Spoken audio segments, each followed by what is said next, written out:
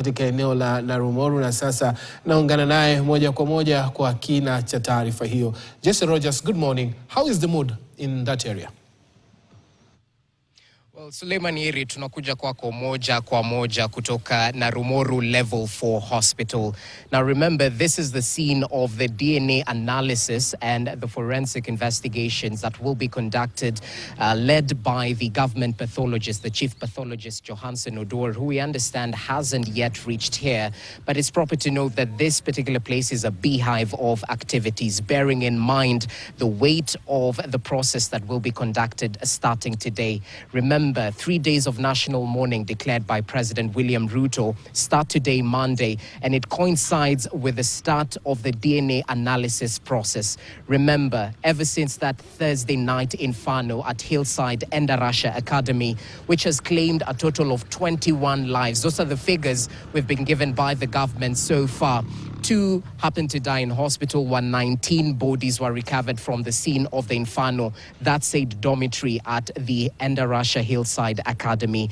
Now, those bodies were actually moved to the Narumoru Level 4 Hospital mortuary, which is just adjacent to the hospital right here. Of course, access is restricted, bearing in mind the sensitivity of this particular process. But it's proper to know that most parents are already making their way here. We've just seen a lot of activities, bearing in mind the Red Cross Society is equally trying to establish their presence here, because the psychosocial support will definitely come in handy when it comes to, dealing with the trauma, especially those that the parents and the guardians have gone through in the last couple of days. So let's just break down what we know so far. Just as I've informed you, that particular process in terms of DNA analysis and the forensic marching, carbon dating and whatnot is set to be kick-started right here. Of course, access is restricted, but we'll definitely try and get more information in order to keep our viewers updated. But according to government authorities, this process is quite lengthy because it's scientifically proven. They need to scientifically prove that the DNA matches with some of the bodies which were burnt beyond recognition. And that's why it's truly a somber mood right here. Even as we see some of the patients walking in, we're trying to distinguish between the patients and the parents in order to get more information. But remember, according to the government, they gave us the figures that 21 lives have been lost so far, and the preliminary reports indicate that 17 are unaccounted for.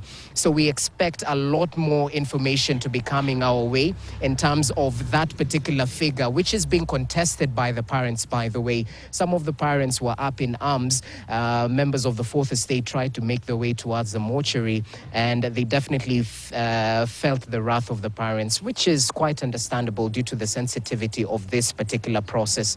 We'll definitely keep you updated, but remember, according to the acting regional commissioner, the disaster committee which has been formed was supposed to meet at exactly 10 a.m. in order to plan out and map out the process which will be starting today right here at Narumoru Level 4 Hospital. Just allow me to speak briefly, because remember, contact tracing is equally ongoing.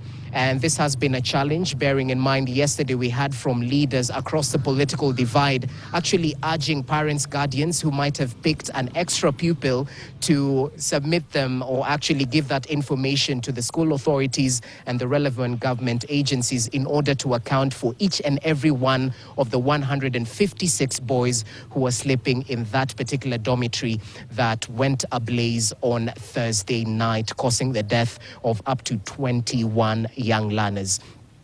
Now, right now, I want to be joined by one of the representatives from the Directorate of Child Services in order to get a feeling of what exactly they'll be doing right here. Remember, they play a very crucial role when it comes to psychosocial support, not just for the children, but equally for their relatives, the parents and the guardians as well. So they're camped here. We equally understand they have a toll-free number that some of the parents, guardians who are worried and waiting for information, they can actually reach out and get a little bit of more information and support in terms of psychological support. Right now, I'm joined by he's called Philip Nzenge. He's from the Directorate of Children's Services. Asante sana for your time. It's a pleasure to have you with us. It would be proper to perhaps first establish, number one, that toll-free number. Is it open to all members of the public, and what exactly are they supposed to do once they call it? Yeah, thank you. Philip Zenge from Ministry of Labor and Social Protection, State Department of Social Protection, in the Directorate of Children's Services. And we are actually equally disturbed by what happened to our children and the tragedy. But I must say we must gain courage and try to help our people, to serve them. And we are serving them through different ways. As you have heard my friend here saying, we have a toll-free number, 116. That is a national child helpline number. And this number, it is actually open 24/7. And anybody can call. You don't pay anything and can call to ensure that you give the reports you have. We have also what we call the tele-counseling for our children. Any child, when you call at any given time, a child can be counseled through our number. That is 116, a very simple number. And today we are also here to ensure that we give the support to our caregivers, the parents and the guardians who are actually so much affected by this tragedy. And we'll be actually working together with the Red Cross and other players at the agencies which actually are handling psychosocial support and also the contact tracing. We have been here for 3 days now, and we have been on the field and establishing exactly what we do and what we can do. And for now, we are working together with our field officers, the regional coordinator, Mr. Mwaniki, and also the field officers from the sub-county, who are quite very instrumental in guiding us in the village to ensure that we trace the children who have not been accounted for. I must say, yesterday we were able to trace at least 4 whom we called and we talked, and we had to get their records. We know the data is not fully comprehensive, but it will be given by the mandated authority. But so far, we are here today in the Naramoru to ensure that the psychosocial support to the bereaved, it is actually done, and we can also know what else we can do at a time like this. And we are happy that the government has actually dispatched this team, around 15 officers and counselors, and telecounselors as well, so that we give the support, and we'll ensure that we will follow the support up to the establishment, what we may call this kind of coming back to normal. And the time there will be normalcy is when we will actually leave the place. We will also have to do the follow-up, and if there will be any other needs for the the families, the caregivers, will also be doing the support through our ministry, because you know this is a ministry which also serves the elderly,